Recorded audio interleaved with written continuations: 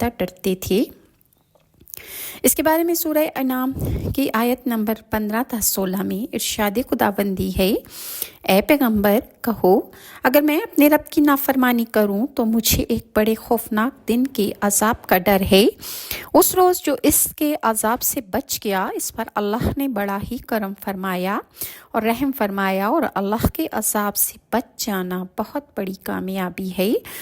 جہنم کے اوپر سے گزرتے ہوئے تمام انبیاء علیہ السلام اللہ تعالیٰ سے رب سلم، اے میرے اللہ مجھے بچا لے کی درخواست کریں گے۔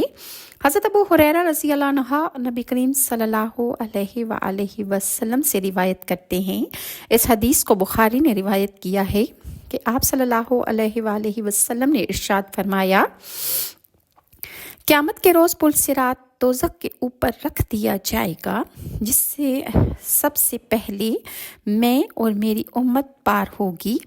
اس روز رسولوں کے علاوہ کسی کو بات کرنے کا یارانہ نہ ہوگا، اور رسولوں کی پکار بھی صرف یہ ہوگی، یا اللہ مجھے بچا لے، یا اللہ مجھے بچا لے، اور جہنم میں سادان کے کانٹوں کی مانند لوہے کے بڑے بڑے خمدار آنکڑے ہوں گے۔ سادان کے کانٹے کبھی دیکھے ہیں تم نے؟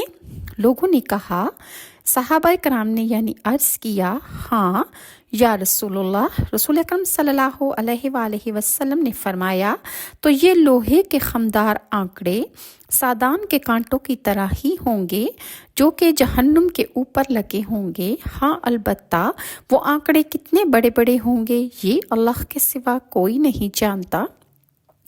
یہ آنکڑے یعنی کانٹے لوگوں کو ان کے اعمال کے مطابق جہنم میں گرا دیں گے۔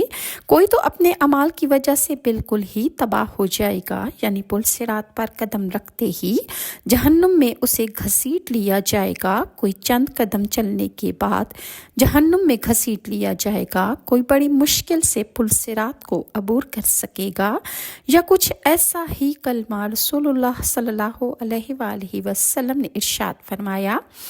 اس کے علاوہ جہنم کی خوفناک آوازیں ایسی ہوں گی کہ جن کو سن کر تمام مقرب فرشتے اور انبیاء کرام حتیٰ کہ حضرت ابراہیم علیہ السلام بھی اللہ تعالیٰ سے اپنی سلامتی کی درخواست کریں گے۔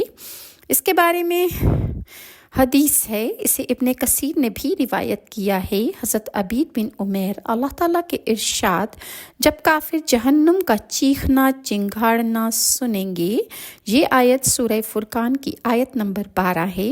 اس کے بارے میں فرماتے ہیں کہ جب جہنم غصے سے جھرجھری لے